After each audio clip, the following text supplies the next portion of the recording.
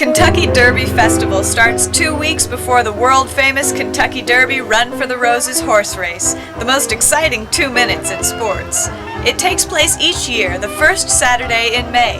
Louisville resident and Derby enthusiast Laura Wells joins Jennifer Jones at the festival for 2 weeks of wacky events. It's Friday night before Derby Day. There are dozens of parties all over town. Laura and I have been invited to the A-list of A-list Derby parties, the Barnstable Brown Party, thrown by the Doublemint twins. It's the deal. Anyone can buy a ticket for the party. Anyone. It's a charity benefit. But the tickets will set you back $1,500 if you can get one. Barnstable Brown Party is actually in someone's home.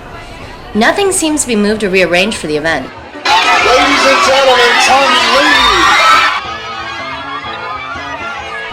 On the street in front of the house, ropes keep back the crowd, waiting to catch a glimpse of the celebrities arriving in Hummer-stretch limos as the night falls.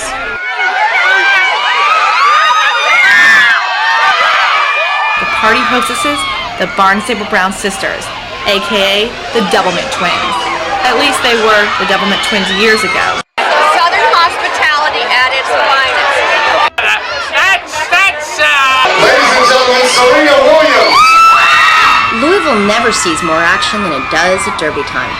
At 10:30 on any night of the week, much of Louisville is pretty sleepy, with no celebrities in sight. It's Saturday, the day of the Derby. It's $50 a day on Derby Day. Really? Yeah. And how much do you bring in on Derby Day? We park about 30 cars. In this little lot, 30 cars? Yeah. In front of Churchill Downs, I ran into Woody, the official greeter for the racetrack, and full of compliments. I'm ready to go in now. All right, and I must say, darling, you look as fine as a hair on a frog's back, and that's mighty fine. Mighty fine is all. What was that phrase? As fine as what? Fine as a hair on a frog's back. Oh, I love it. Thank you. Alright. That's such a compliment. Right now I'm going to buy general admission tickets. They're $40 a piece, and they'll basically get you into Churchill Downs. You can go to the infield with them and the paddock area. And that's about it. Right here's the paddock area. This is where the horses come out, and you can look at them and decide who you want to bet on. Hi everyone.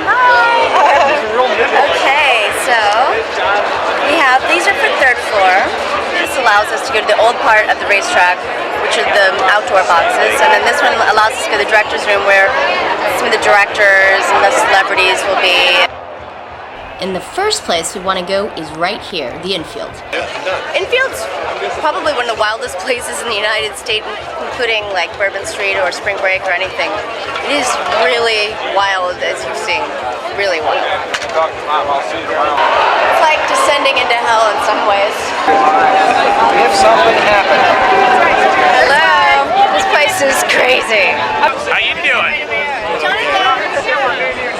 No one's throwing things at us so far. Sometimes that happens later on in the day.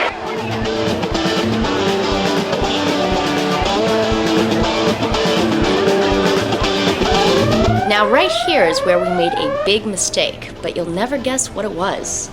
My mother, a 50-year veteran of the Derby, warned me about this, and I share her advice with all the viewers. Never eat downhill.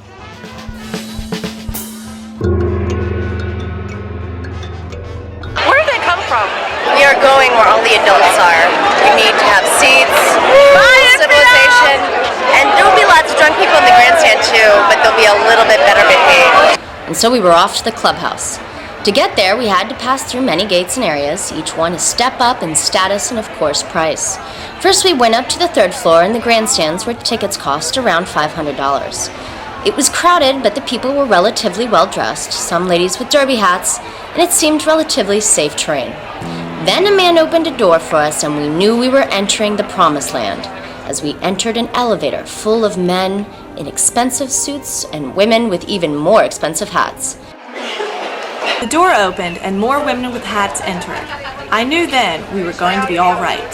We exited the elevator and walked through a spacious wood-paneled corridor with paintings of horses on the walls. We were in the clubhouse dining room. Waiters scurried around, serving cold drinks and fine whiskeys to the Derby elite, watching the race on television sets. Then we entered the inner sanctum of the Derby. The place fairly reeked of expensive cigars, clearly a high-class refuge reserved for high rollers. After my experience in the infield, I was wondering if I was on the same planet.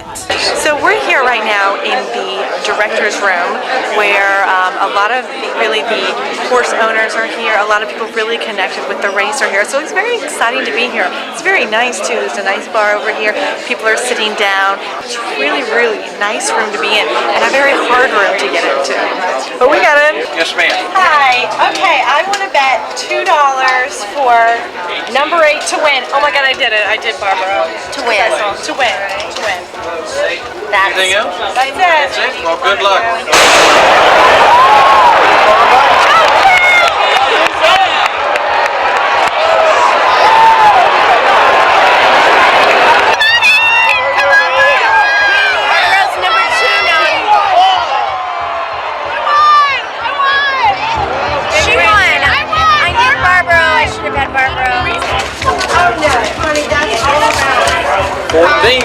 Thank you very much. It feels very nice to have a winning horse. It feels very nice to have a winning horse, even if it was only $14.